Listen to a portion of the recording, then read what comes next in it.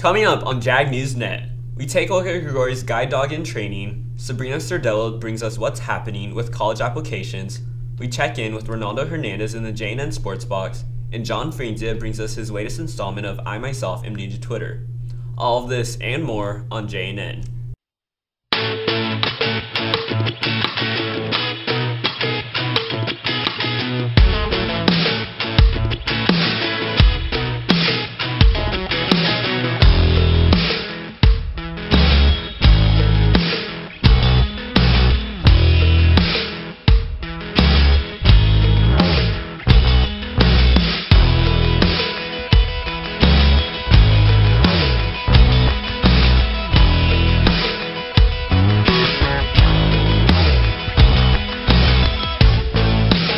Good morning, Jags. I'm Anaisa Medina. And I'm Tommy Tran. Today is November 15th.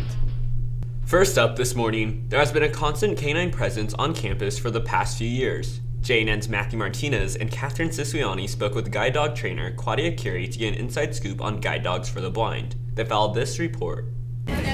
She walks the halls with you. She goes to lunch with you. She even sits in your classrooms. But there's one thing her trainer asks of you. Please, don't pet her. My biggest obstacle here at school is people just walking by and petting her and distracting her from her work. Balboa is the second dog to be trained by Curie.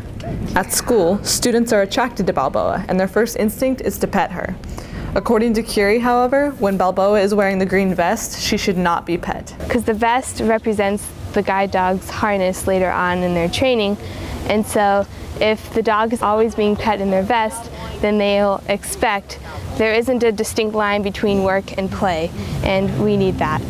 She is being trained to lead the blind, which is their eyes, and so it's practically their life. The band around her nose is called a gentle leader, and it's basically for control, so I can move her head any which way I want. When I had Regina, in the beginning when I had her, I went to Walgreens, and we stood in line, and there was a lady behind us, and she whispered she feels really sorry for these dogs. I really don't like that comment because these dogs, they love to work and they're bred to work.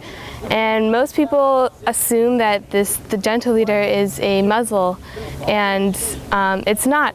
And so they think that it's really cruel to put these dogs in a muzzle and work them, but they really enjoy working, and they wouldn't be working if they didn't like this. Despite the negative comments that she has received, Curie knows she's doing a good thing. I just like the fact that I am helping someone in need, and this seems the way I like to do it because I really like animals, and this is helping the community and also a person or dog. I could definitely see myself doing this with my kids or after my kids have gone off to college or whatever. This has been Catherine Siciliani with Matthew Martinez reporting for JNN. The last chance to order your brick for Jaguar Run before winter break is Monday, November 18th. That's next Monday. Orders will be placed that day, and the new bricks will be installed before Christmas. Order forms are available in the A building. Proceeds go to Renaissance. The freshman class is hosting a Hunger Games pre-party in the gym next Friday, November 22nd. The original Hunger Games movie will be presented as theater's premiere Catching Fire. Gregori Musical Arts hosts its second full concert this year, December 11th, in the Multipurpose Room. Featured will be the jazz band, orchestra, and concert band. Doors open at 6:30 and the concert begins at 7. Tickets are $3 at the door. Next up, Sabrina Sardello introduces our new college counselor with what's happening. Hey guys, I'm Sabrina Sardello, and this is what's happening. Applying for college. Plan on attending Stand State. I am interested in attending CSU Monterey Bay. I'm applying to 2 Ivy Leagues, 10 out-of-state private schools, and 3 California schools. I'm applying to the Naval Academy, which is in Maryland. I'm applying to Portland State, University of Portland, and Sonoma State. Seniors like these and other college-bound students can turn to new college counselor Cynthia Shepard for advice on applying to college. Planning for college, starting with freshmen and sophomores, college planning for juniors, and a college planning calendar for seniors. So anyone can get this information. I'm going to be putting copies in the Career Center as well as in B104, the tutoring room. One of the things that all students need to be aware of is that if you're planning on going to a 4-year college or university, you'll need to take the ACT or the SAT test. Either is acceptable. All colleges will take either of those test scores, but you need to start planning early for this. One of the suggestions is that you start looking at the SATs and ACT prep questions as early as your freshman year. Study, plan ahead, and get ready for that test. So get online early. And when I say early, freshmen should be doing this now. Looking at the different colleges, talking to the parents about what they want to do and where they want to go. I'm Sabrina Sodello, and that's what's happening. On a related note, a recent story in the New York Times is drawing attention, and seniors, you may be interested. The headline reads, "They loved your GPA, then they saw your tweets." According to the piece, colleges are increasingly looking at applicants' social media before admitting students. The full story is linked below. As most of you know, Monday was Veterans Day. Last Friday, Gregori began honoring vets with a special assembly. Students and staff were encouraged to invite former members of our armed forces, and student attendees were pleased to see a big turnout of veterans. The assembly began with our Jazz A band, as well as student singers before vets from multiple eras and military campaigns introduced themselves and identified their years of service. Students read letters, poetry, and dance production performed. Major Richard Chappelle, father of sophomore Ashley Chappelle, recently returned from his 5th deployment in Afghanistan. He attended the Veteran Assembly, but also made a surprise visit the day before. JNN received advance word of his surprise and was able to capture the visit. It's easier than some other things. It's nice time to relax. What's your favorite part? Throwing the ball and missing.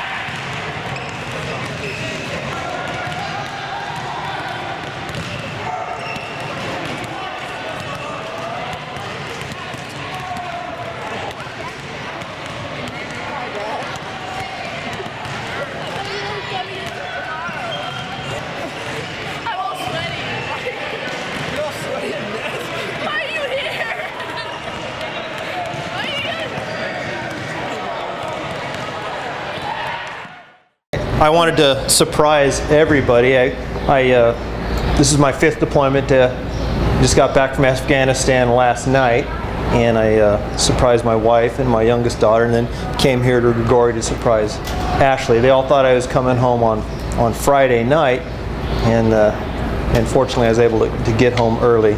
It was a very big surprise. I've been in for almost 29 years, and this will be it, so there'll be no more surprises like that. The final performance of High Schoolers Guide to the Galaxy is tonight at 7:30 p.m. Tickets are available in the SBO and at the door. Winter Formal is scheduled December 7th. Tickets are on sale now in the SBO for $30. This price includes photos.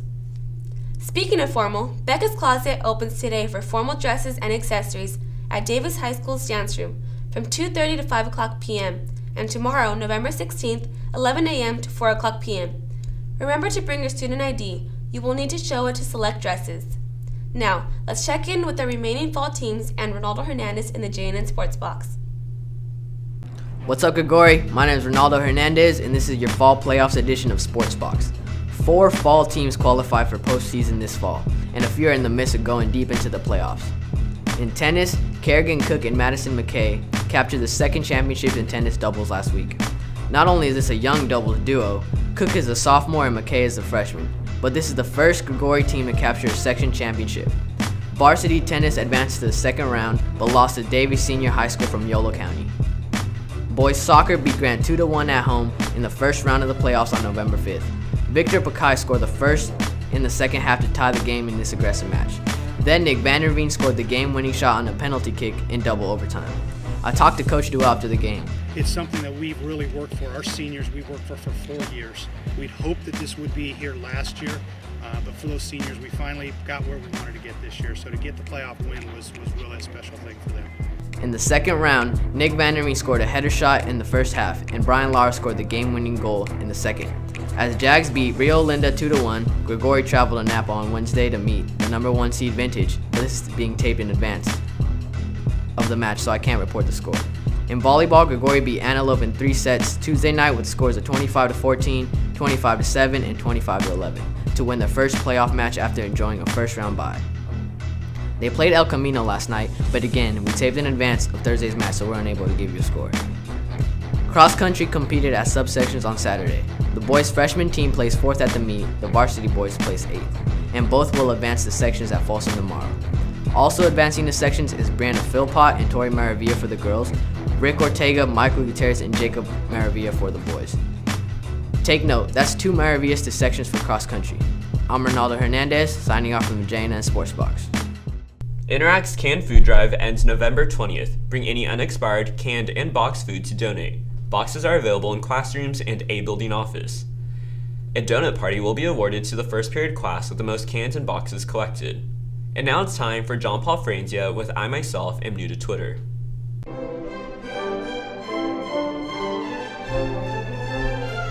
I recently learned that Twitter has its own days of the week. At first, I was ecstatic.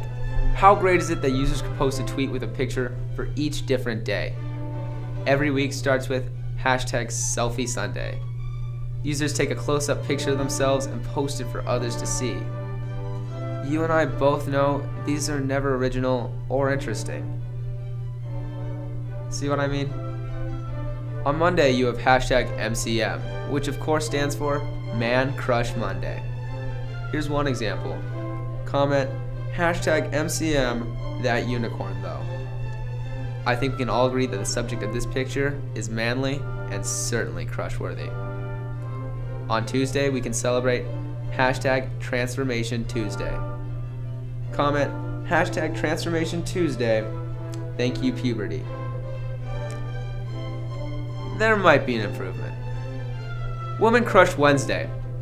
This one is worth at least 1,000 words. Then there's Thursday. #Throwback Thursday. It's when users will post pictures of themselves that were taken in the past. Here's one I might post. It's from the last JNN. When it's Friday, we can celebrate #Flashback Friday. It's when users will post pictures of themselves that were taken in the past. Here's one I might post. Saturday ends the week, and because there is no designated tweet for this day, I've decided to name it I Myself Am New to Twitter Superficial Saturday. It's got a nice ring to it, doesn't it? We could all celebrate this day by posting pictures of our selfies, man crushes, transformations, woman crushes, throwbacks, and flashbacks in a beautiful collage of unoriginality. I think it'll really catch on. Don't you? I'm @JohnFranzia_JNN, and I remain new to Twitter. Thanks for sharing. All Renaissance card holders will be released from second period at 9 a.m. this morning to attend the reward assembly with the TNT Dunk Squad. Those of you attending will return to your 4th period class at 10 a.m. Well, that's it for JNN this week. I'm Anaisa Medina. And I'm Tommy Tran. See you next time.